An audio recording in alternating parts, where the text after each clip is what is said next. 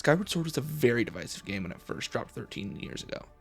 Its controversial past has left a really bad taste in many people's mouth, with many not ever being able to look past its motion-based controls and admitted pacing issues with the story, something even I have spoken on in the past. Here's the big issue though, the pacing is abysmal, like so bad it kills it. There's very little variety on opinions in the community. Some people will claim this to be the best Zelda game ever made, while some will claim it to be the worst. This game holds a near and dear place in my heart, and I feel the need to set the record straight about how this game, flaws and all, is a true masterpiece in its own right.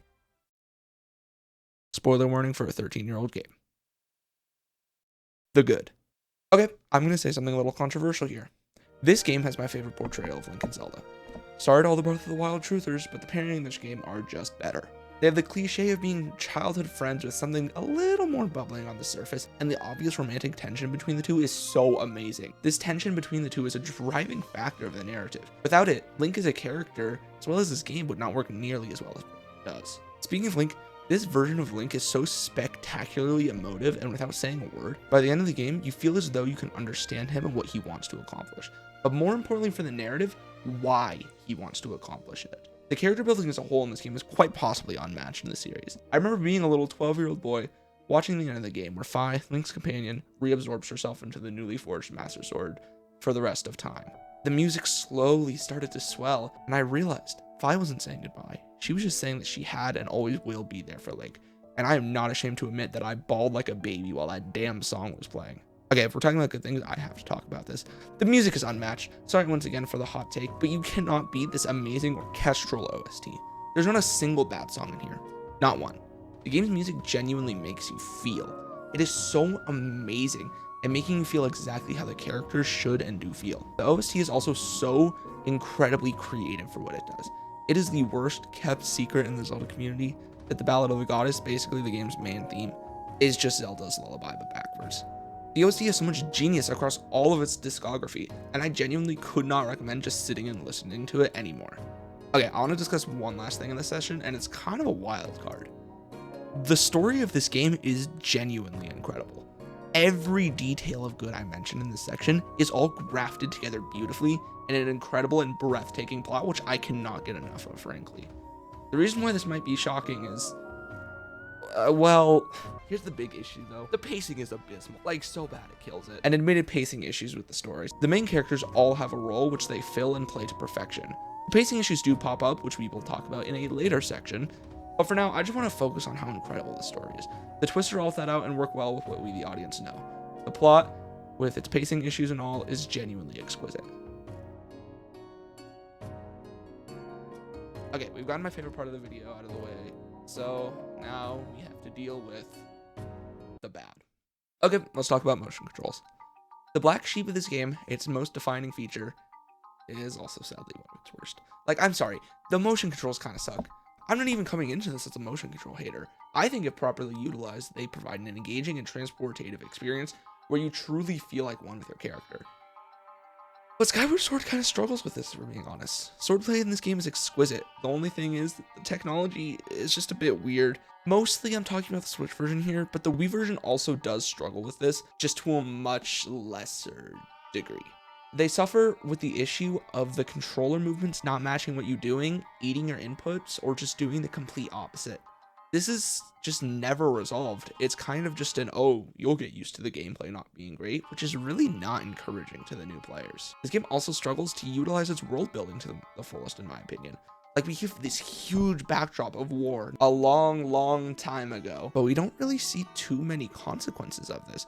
Obviously, there's the sealed grounds and the spirit of the demise it imprisoned, which will definitely be discussed. But other than that, there's very little mention of this huge war, and I would have liked to see a bit more, sort of like the relics of Guardians in Breath of the Wild. Overall, this war is a lot less of a looming presence than it really should be in the overall plot. The last issue I want to talk about in this section is a pretty major one. I want to talk about the sky. The sky is such an insanely cool concept, and it is unfortunately just really wasted in this game. The sky is just so empty. Like, there's stuff littered about, but overall there really isn't anything meaningful besides, what, a dungeon or two, couple people living on the islands outside of Skyloft. The sky is another really unfortunate example of Zelda just not being sure how to handle this sort of open, sort of not world, with the first being this exact same issue with the Great Sea in Wind Waker. The game has its fair share of issues, but let's get to the big one. The ugly. Okay, it's time. The issue that deserves its own section. The pacing. The pacing of this game is abysmal. I've talked about it 3 times now in my videos alone. This game suffers from having 4 major areas with 7 dungeons spread among it. Now this usually wouldn't be an issue. Most Zelda games only have 1 overworld, maybe 2. But this game has its overworld split up, not connected by the 4 sections. This causes a feeling of repetition every time you have to go back into a section of the game, instead of the sense of adventure that other games have evoked.